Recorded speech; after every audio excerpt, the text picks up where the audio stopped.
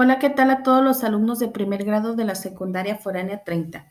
Les voy a hablar sobre sus actividades de la materia de formación cívica y ética en su 11ª etapa de trabajo.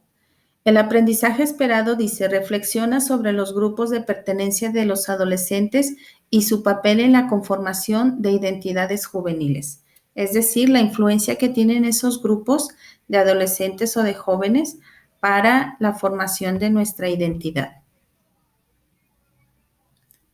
Dice, la diversidad se refiere a todo aquello que marca una diferencia dentro de un grupo, bien sean características físicas, organizacionales, psicológicas o conductuales. En el contexto de una comunidad, por ejemplo, nos encontramos con que existen diferentes tipos de diversidades, cultural, sexual o biológica, entre las más recurrentes, pues porque obviamente hay más. En la actividad número 1 dice, lee las páginas 88 y 89 de tu libro de texto acerca del tema la formación de identidades juveniles en la diversidad. Y con esta información contesta las siguientes preguntas. ¿Qué es lo que dice la ONU sobre la diversidad social y cultural? ¿Qué es la cultura según el texto? ¿De qué depende la posibilidad de convivencia ante la diversidad? ¿Y qué es la interculturalidad? Todas estas respuestas las vas a encontrar en el texto de tu libro. Como actividad número 2, dice, realiza en tu cuaderno el siguiente esquema. Activa tu creatividad. Dibuja un trébol grande, más o menos del tamaño de la hoja de tu cuaderno. Traza en el centro del trébol un círculo pequeño y escribe dentro la palabra yo. En las hojas del trébol, escribe los nombres de los grupos sociales de convivencia más importantes a los que tú perteneces. Dice, anota las características de esos grupos después de que tú describas ahí dentro de las hojitas del trébol. Vas a poner quiénes lo integran, quiénes integran ese grupo, qué te gusta o te disgusta de ese grupo, qué hacen, etcétera. Y por último, dice, debajo del trébol, describe por qué formas parte de cada uno de esos grupos, cómo ha influido ese grupo en tu vida y obviamente también cómo has influido tú en ese grupo.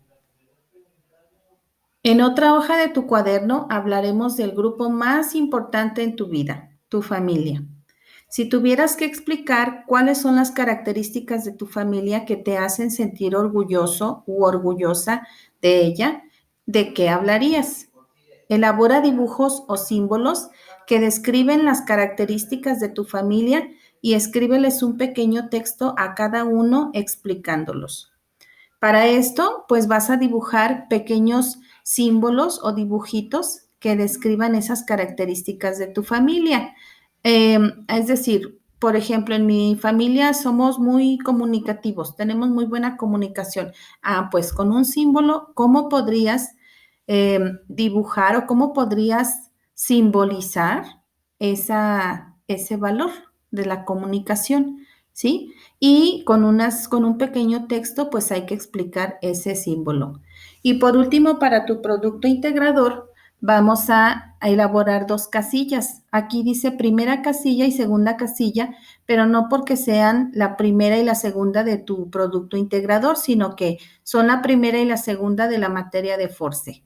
Bueno, en la primera dice, busca o inventa una frase con una visión positiva de la diversidad. Una persona que tiene una opinión positiva de la diversidad. Y esa va a ser la escalera.